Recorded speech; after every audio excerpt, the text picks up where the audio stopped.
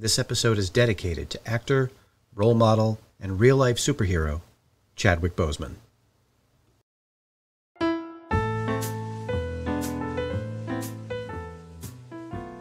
Hello, divers. Welcome to the Deep Dive Microcast. Many of us were shocked recently to hear of Chadwick Boseman's untimely passing from colon cancer at the age of 43. During his far too brief career on screen, Boseman used his considerable talents to bring several African-American legends to life, including baseball icon Jackie Robinson, Supreme Court Justice Thurgood Marshall, and the godfather of soul, James Brown. But it was through his role as Wakandan king and superhero the Black Panther that Chadwick Boseman became a superstar. Being a Marvel character, Black Panther obviously originated in the pages of comic books, but how was the character created? What prompted Marvel to introduce Black Panther to young readers? And what controversies surrounded the name? That's what we'll explore in this special tribute edition of the Deep Dive Microcast.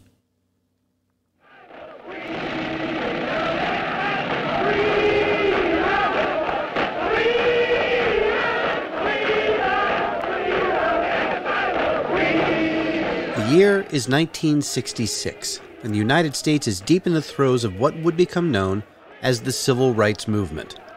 African Americans across the country were struggling to gain equal rights and equal protections under the law. The movement's most prominent leader, Dr. Martin Luther King Jr., promoted change through nonviolence and civil disobedience. In October of '66, a new civil rights group was formed by two college students, Huey Newton and Bobby Seale. This organization would take a more aggressive approach towards achieving racial equality. They called themselves the Black Panther Party. These were the first Black Panthers, armed, defiant, symbols of the whole history of violence and counter-violence that surrounds the Black Panther Party. The Panthers believe the whole economic and political system is against them, against the poor, black and white, and that if death is the result of picking up the gun, well, that's the price you have to pay for what you believe in.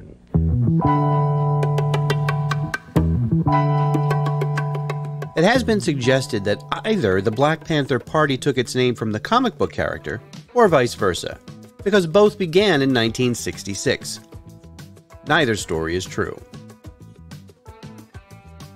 King T'Challa, the Black Panther, made his comic book debut in issue number 52 of Marvel Comics' The Fantastic Four. That issue had a cover date of July 1966. So that means the Black Panther Party was created after the debut of the character himself. So that means the Black Panther character wasn't named after the organization. But was the organization named after the character? Well, no, it wasn't. A couple of years earlier, an Alabama civil rights group needed an easily recognizable symbol for party members who could not read.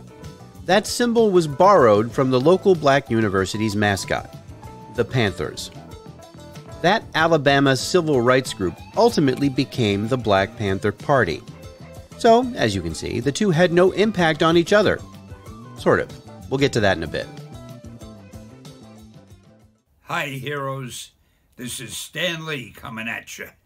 Want you to know, Marvel has always been and always will be a reflection of the world right outside our window.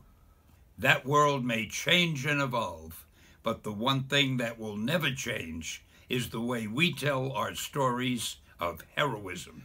Those stories have room for everyone, regardless of their race, gender, religion, or color of their skin. The only things we don't have room for are hatred, intolerance, and bigotry. That was Stan Lee from 2017, the year before his passing. Many words have been written and spoken about Lee, his motivations, his showmanship, and his spotty record for crediting his co-creators. Nevertheless, Lee had a penchant for using his comics to promote causes that he genuinely believed in. One of those causes was civil rights. Prior to the introduction of the Black Panther in 1966, Africans were portrayed as stereotypical savages, and African Americans were relegated to being sidekicks used as comedy relief. The world had not yet seen a mainstream African superhero, much less an African American one. But that was about to change. Stan Lee and legendary artist Jack Kirby co-created the Black Panther to confound those prior stereotypes. The Panther was King T'Challa, benevolent ruler of Wakanda, a peaceful, hidden, technologically advanced civilization. Kirby's incredibly vibrant and detailed illustrations made Wakanda seem like a futuristic paradise. It would be an early example of what would come to be called Afrofuturism, a merging of native African culture with futuristic technology. T'Challa himself was portrayed as a strong, proud leader and an incredibly skilled fighter. He was also a scientist who used his country's resources to fight threats to himself and his nation, not to mention the world, as one of the Avengers. Lee said himself on several occasions that he wanted to introduce a black hero because of the civil rights movement. The time, he felt, was right.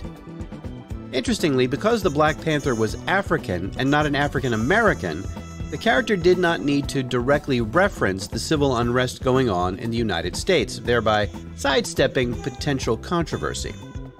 In fact, the original costume design for the Black Panther had his cowl expose the lower half of his face, making his ethnicity clear to readers.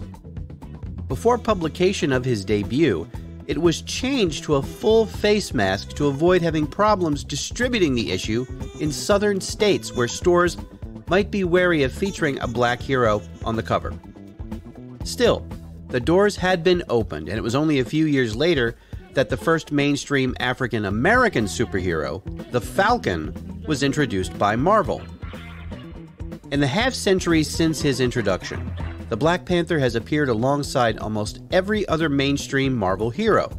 He's had his own comic book title on several occasions, and made his way onto many Marvel animated series as well. The journey of a king, a warrior, and an Avenger. You're an Avenger, I'm an Avenger.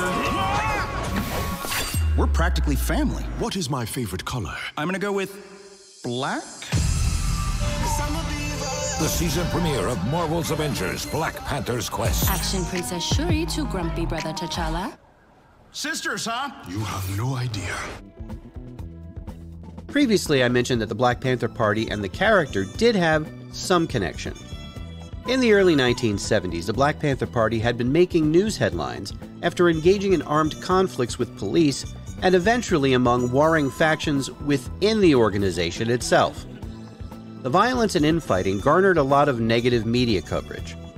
The Black Panther Party had become more famous and infamous than the Marvel character ever was. That infamy eventually trickled down to the Black Panther himself when, in a 1971 issue of the Fantastic Four, T'Challa decides to rename himself the Black Leopard. His reasoning, well, to quote the character, "I neither condemn nor condone those who have taken up the name, but T'Challa is a law unto himself." The name change only lasted for that appearance. Shortly thereafter, in 1972's Avengers issue 105, T'Challa exclaims, quote, "I am not a stereotype. I am myself. I am the Black Panther," unquote. Since the character's creation during the height of the Civil Rights Movement, the Black Panther has been an integral, if not always prevalent, character in the Marvel Universe. Thanks to the success of the 2018 film, the names Wakanda, Shuri, Nakia, Okoye, and of course T'Challa have become positive and permanent fixtures in popular culture. What will become of the Marvel Cinematic Universe version of the character? There are many more stories to tell, so it's certain that someone new will one day take on the mantle of the Black Panther. Who will that be? We'll find out soon enough.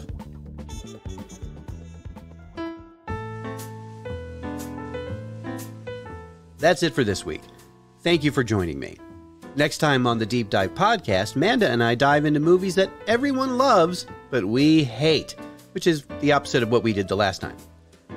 Thank you for listening. If this is the first time you've heard this podcast, check out our past episodes and subscribe so you don't miss a single one. And we want to hear from you. Drop us a line at thedeepdivepodcast@gmail.com or on our Facebook, Instagram, or Twitter feeds. You can find links to those on our website, thedeepdivepodcast.com. All clips used in the Deep Dive Microcast are meant for educational purposes only, and not to infringe on existing copyrights. The Deep Dive Lounge theme was arranged and performed by Robert Acorn, based on the original composition by Ryan Blaney. The Deep Dive Microcast is a production of Automaton Studios.